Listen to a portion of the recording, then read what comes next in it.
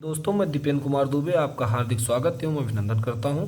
आज हम बात करेंगे मगध राज्य का उत्कर्ष, हार्यक वंश, शिशुनाग वंश और नंद वंश की संपूर्ण जानकारी, यानी भारत के प्राचीन इतिहास की संपूर्ण जानकारी एक वीडियो में देंगे आपको। पहले पढ़ेंगे मगध। आपको मालूम है जो हम लोग पढ़े थे महाजनपद, तो महाजनपद में हम लोग पढ़े कि 16 महाजनपद में मगध सबसे शक्तिशाली और बड़ा था, जिसकी उत्पत्ति का श्रेय बिंबसार को जाता है। वर्तमान में गया पटना जिले में शामिल है। इसकी राजधानी गिरिव्रज थी, वर्तमान में राजगिरी है। आज भी बिहार में मगध प्रामंडल स्थित है। 682 में मगध की स्थापना हुई थी और 320 तक चला था। उसके बाद चंद्रगुप्त मौर्य ने धनानंद की यानी नंद वंश का अंतिम नाश करके, उसकी मृत्यु करके मौर्य साम्राज्य की स्थापना की थी। कौन कौन पढ़ेंगे? पहले पढ़ेंगे हार्यक वंश। हार्यक वंश में पहले आते हैं बिंबसार। बिंबसार के बारे में पढ़ेंगे तो ये 543 से लेकर 491 ईसा पूर्व तक इन्होंने शासन किया और यही हार्यक वंश की स्थापना की है। हार्यक वंश की स्थापना वर्तिवर्धन को हराकर हुई, जो पद्योत वंश के अंतिम शासक थे। पिता भट्टिये थे और माता खेमा थी। पुत्र का नाम अजात शत्रु था। यहाँ तक कहा जाता है कि अजात शत्रु ने बिंबसार की मृत्यु की। कहीं कहीं होता है भूख प्यास से हुई, कहीं कहीं ये भी पता चलता है कि वैशाली की नगर वधू अम्रपाली को बिंबसार भी चाहते थे और अजात शत्रु भी चाहते थे। इसको लेकर अपने पिता की हत्या कर दी। जन्म की बात किया जाए तो 558 ईसा पूर्व में इनकी जन्म हुई और मृत्यु 491 ईसा पूर्व में हुआ।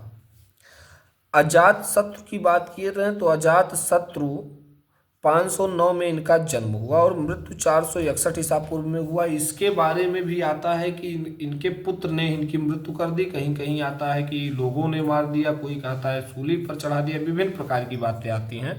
और ये जो अजात शत्रु थी, इनकी 500 पत्नियां थीं और 500 पत्नियों में से जो इनकी प्रमुख पत्नी थी, उसी के जो पुत्र के बारे में बात किया जाए तो उदयन या उदयभद्र के नाम से भी जाना जाता है।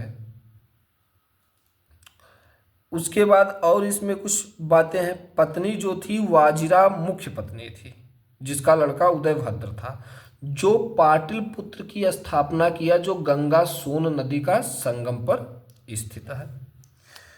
इतिहास के अनुसार यह मिलता है कि उदयभद्र के 3 पुत्र थे और तीनों ने राज्य किया। और कहीं पुराणों के अनुसार एक लड़का और इनका मिलता है, जिसका नाम नागदशक था और नागदशक की मृत्यु शिशुनाग के एक व्यक्ति ने किया और शिशुनाग ने इसकी मृत्यु कर शिशुनाग वंश की स्थापना किया और स्थापना 412 ईसा पूर्व में किया। और शिशुनाग किसके पित्र थे? ये लिच्छावी राजा के वैश्या से उत्पन्न हुए थे। मतलब इनके पिताजी वैश्या पत्नी से उत्पन्न इनको किया था। और जो पुत्र की बात करें तो इनका पुत्र कालाशोक था। क्या था? कालाशोक था।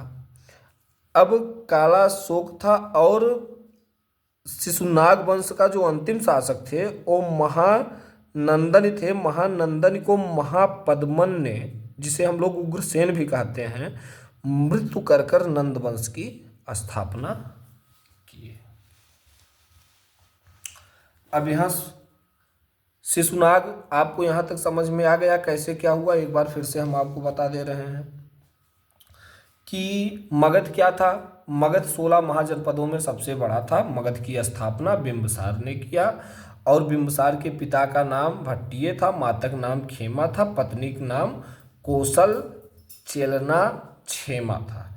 कौशल से अजात शत्रु उत्पन्न हुआ। अजात शत्रु ने ही बिंबसार की मृत्यु की, ये भी माना जाता है। और अजात शत्रु का एक पुत्र था उदानी और अजात शत्रु की 500 पत्नियां थी। प्रमुख पत्नी वाजिरा था।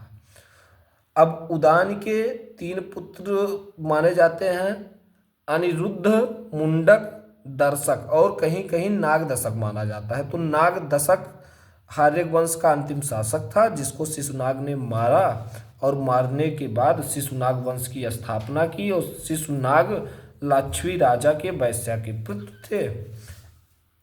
कहीं कहीं ये भी माना जाता है शिशुनाग हार्यक वंश का अंतिम शासक का वो सेनापति था, उसको जनता ने राजा बनाया, ये भी कहीं कहीं माना जाता है।